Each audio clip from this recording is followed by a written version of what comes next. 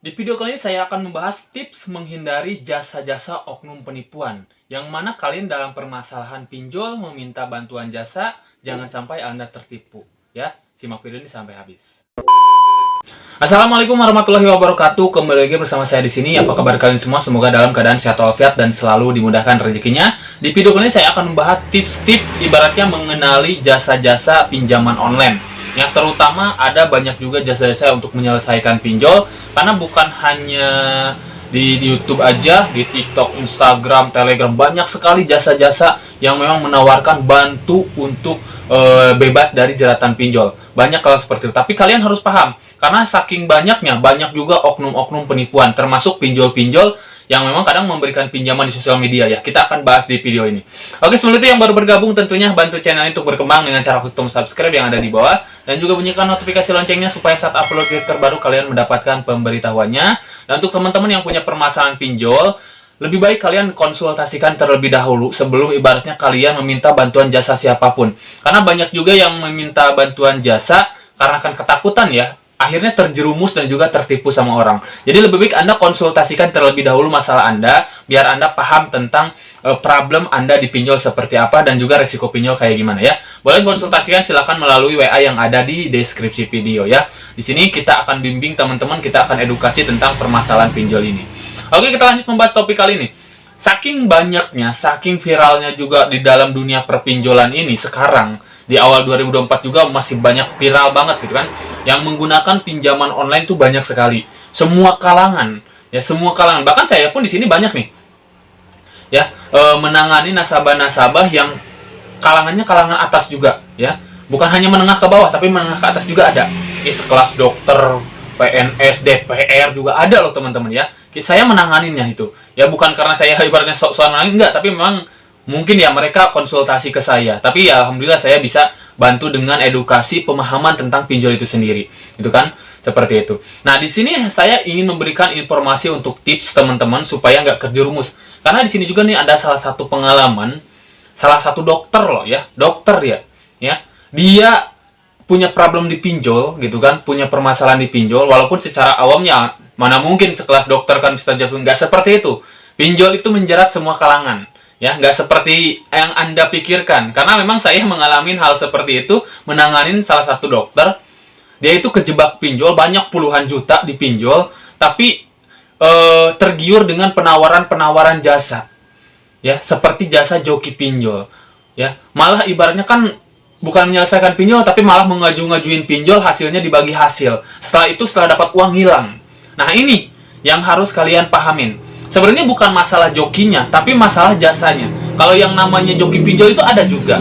Tapi yang benar, joki pinjol itu sistemnya yaitu bayar legal, pakai ilegal. Itu yang benar. Ya. Tapi kalau oknum malah ngajuin ke aplikasi legal. Gitu kan? Bahkan ada kolektor lapangan. Kan itu mah udah gak benar. Jadi mengakibatkan jadinya bukannya selesai hutang kita, tapi malah nambah hutang. Seperti itu. Beliau masuk ke saya konsultasi kayak gitu ya. Udah dibantu, tapi dia ngilang juga gitu. Setelah dapat uang, ngilang. Nah, itulah yang jadi problem. Saking banyaknya oknum-oknum. Apalagi tuh yang kayak di Telegram ataupun Instagram tuh banyak tuh. Yang ngaku-ngaku joki pinjol, menawarkan data fake, data palsu. Bayar sekian ratus ribu, dapat uang puluhan juta. Jadi bisa bayar, selesaikan pinjol Anda yang sekarang. Nah, ada juga penawaran seperti itu. Jadi kalian harus hati-hati. Itu semua juga fix penipuan, ya. Kalau kalian intinya ingin dibantu jasa manapun, yang pertama kalian harus tahu orangnya yang mana. Karena kalau yang namanya penipu itu jelas mereka itu tidak akan pernah terbuka ke nasabah. Kayak di Instagram ataupun Telegram tuh kan menawarkan joki pinjol dengan ibaratnya pembelian data fake amunisi kan kayak gitu. Itu tuh gak jelas orangnya yang mana. Banyak sekali ya teman-teman di Instagram juga joki-joki pinjol yang seperti itu. Dengan follower banyak juga, dengan ibaratnya testimoni banyak. Sebenarnya itu semua buatan, ya. Uangnya dari hasil nipu digunakan untuk beli follower ditambahin, ya. Seperti testimoni orang kayak testimoni juga kalian bisa lihat transferan itu bukan transferan yang berhasil, tapi memang sudah transfer ketipu, diupload gitu. Ini testimoni, padahal itu memang testimoni yang ketipu, teman-teman. Makanya teman-teman di sini harus lebih cerdas. Ya. Kan secara logikanya itu untuk dipinjol, di mana judulnya bisa menggunakan data fake. Kalau memang bisa menggunakan data fake, gitu untuk pinjol itu sendiri, kenapa harus ngajak-ngajak orang tuh jasa? Kan si jasa itu ada yang bayar 300.000 menjanjikan pencairan 10 juta. Kan seperti itu. Ya. Coba kenapa nggak mereka modal sendiri aja yang 300.000? Nanti mereka dapat 10 juta. Kenapa ngajakin orang? Katanya kan datanya gue data fake, bukan ibaratnya nasabah itu sendiri. Bener nggak? Logikanya ke sana. Intinya teman-teman kalau memang meminta bantuan jasa apapun dalam permasalahan pinjol, itu harus jelas orang yang mana dan juga harus memahami tentang masalah resiko pinjol itu sendiri. Seperti bantuan saya nih ya, saya contohkan sedikit aja. Bantuan dari saya itu adalah pendampingan. Pendampingan yang pertama adalah memahami memahami tentang resiko pinjol itu sendiri, yaitu dengan mengedukasi. Itu yang benar. Yang pertama seperti itu, mengedukasi tentang resiko pinjol yang kalian punya, hukum pinjol kayak gimana. Ya, seperti itu. Yang keduanya adalah bagaimana kita menghadapi resiko gagal bayar, termasuk menghadapi kolektor lapangan. Dihadapi, gitu kan, ibaratnya belajar bagaimana caranya. Seperti teror penagihan nih, teror telepon spam. Itu nggak akan bisa ibaratnya kita gagal bayar nih. Kita gagal bayar misalkan ada juga yang kemarin, Bang, saya ingin galbay tapi supaya nggak diteror, nggak didatangi desa lapangan. Ada yang seperti itu bertanya. Nggak ada judulnya seperti itu, menurut saya ya. Yang namanya ibarat kita gagal bayar berarti ada resiko. Termasuk penagihan-penagihan dan juga didatangi kolektor lapangan. Cuman kita belajar. Pertama, bagaimana meminimalisir resiko teror penagihan. Yang kedua, bagaimana kita belajar menghadapi kolektor lapangan datang ke rumah. Ya, seperti itu yang benar bantuan. Bukan ibaratnya ada jasa, banyak jasa menawarkan, bantu sama kita, Anda akan aman dari kolektor lapangan, tidak akan ada, dari sebar data tidak akan ada, teror penagihan tidak akan ada, gitu kan? Itu pembodohan yang seperti itu. Ya, dimana judulnya namanya juga nggak dibayar, kecuali dibayar lunas, baru tidak akan ada itu semua. Ya, makanya teman-teman juga meminta bantuan juga harus ibaratnya paham tentang cara kerjanya, tentang jasanya siapa, tentang resiko pinjolnya kayak gimana, supaya Anda gak kejebak, gak ketipu. Karena kadang ketipu itu karena ulah sendiri, mohon maaf nih ya, ulah sendiri. Belum tahu apa-apa, panik dengan ibaratnya kita berada di pinjol mau telat bayar, ibaratnya sudah, waduh ini mau jatuh tempo, bingung gak punya uang. Nah, panik dengan itu sendiri, ada penawaran-penawaran jasa yang terbilang kayak menggiurkan, jalan pintasnya gitu kan. Wah, ini hapus data fake aja, hapus data aja nih. Ada penawaran jasa hapus data pinjol nih. Lalu kalian itu mau ngikut, ini bisa dihapus data pinjol. Jadi nggak ada penagihan, nggak ada teroran gitu, aman. Berarti pinjol saya nggak dibayar pun aman. Anda ikutin bayar gitu kan. Itu kan bayar di awal tuh. Ada yang per aplikasi 200.000, per aplikasi 300.000. Semua hal-hal seperti itu penipuan. Ya, itu yang harus kalian pahamin. Di sini saya menekankan untuk itu semua. Supaya teman-teman ibaratnya nggak ketipu. Karena yang konsultasi ke saya itu banyak yang korban penipuan. Termasuk kayak memang saya aktif di TikTok teman-teman ya. Live setiap hari di TikTok. Banyak yang di situ. Di jasa-jasa di TikTok tuh banyak banget. Ya, oknum-oknum seperti itu.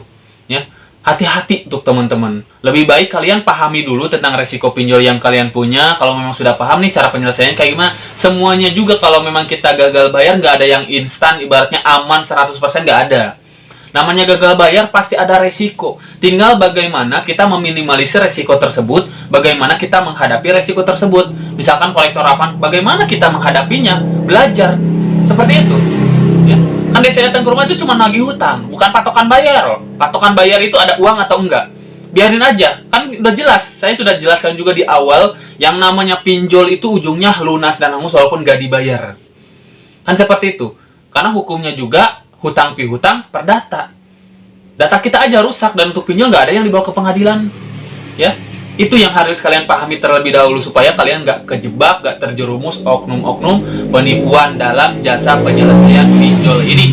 Seperti itu teman-teman ya. Kalau memang Anda kuat mental bisa mandiri, mending mandiri daripada Anda ketipu, kan seperti itu. Kecuali memang nggak bisa, butuh bimbingan, ya carilah jasa ibaratnya konsultasi. Ya. Saya di sini menawarkan untuk kalian konsultasi dulu kok. Konsultasi dulu biar kalian memahami. Gitu. Kalau memang sudah konsultasi, misalkan butuh pendampingan, bimbingan, ya silakan nanti masuk dalam grup WhatsApp kita. Kan kayak gitu. Ya, kalau memang Anda sudah memahami tentang pinjol Anda dan Anda tidak bisa menjalankannya sendiri, kan seperti itu, teman-teman. Ya, paham di sini ya, teman-teman. Mudah-mudahan sih kedepannya tidak ada lagi nasabah-nasabah yang memang dalam kejeratan pinjol malah ketipu lagi sama oknum-oknum, dimanfaatkan gitu kan oleh oknum-oknum yang tidak bertanggung jawab. Jadi akhirnya bukannya selesai masalah pinjolnya, malah ibaratnya nambah besar gitu kan masalahnya, seperti itu ya. Oke, mungkin itu saja sedikit informasinya. Mudah-mudahan video ini bermanfaat untuk kalian semua. Yang belum subscribe boleh di subscribe terlebih dahulu. Jika video ini bermanfaat silahkan share ke teman-teman kalian, dan juga jangan lupa like-nya juga teman-teman ya. Dan kalian bisa follow juga TikTok saya, di deskripsi video ada, karena saya live setiap hari di sana teman-teman ya. Oke, mungkin itu saja sedikit informasinya. Saya pamit. Assalamualaikum warahmatullahi wabarakatuh.